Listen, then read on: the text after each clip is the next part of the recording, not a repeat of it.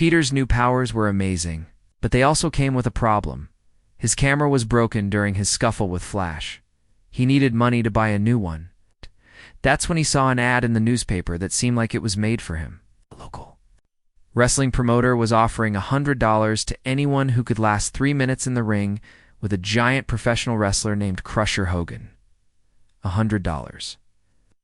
That was more than enough for a new camera. Peter thought it would be easy. With his new spider strength, how could he possibly lose? That night, he found a dusty old sweatshirt, a pair of sweatpants, and a ski mask to hide his face. He didn't want anyone from school to recognize him. He walked into the noisy, smoke-filled wrestling arena and signed up. The promoter laughed when he saw Skinny Peter, calling him the Amazing Spider-Man as a joke. But the laughter stopped when the bell rang. Crusher Hogan charged at Peter like a bull, but Peter just leaped straight up, flipping over Hogan's head and landing lightly. On the other side of the ring, the crowd gasped. Hogan was furious.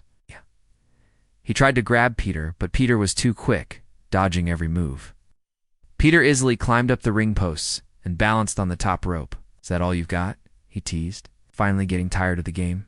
Peter grabbed Crusher Hogan, lifted the giant man clean over his head with one hand, and held him there. The entire arena went silent in disbelief. Peter had won. TV producer who was in the audience saw the whole thing and ran up to Peter with a big smile. "Kid, that was incredible," he said. "With an act like that, you could be a star. You could be on TV, make a fortune." Peter's eyes lit up. TV. A fortune? He could be famous. He could buy anything he wanted. The idea of being a superhero to help people never even crossed his mind.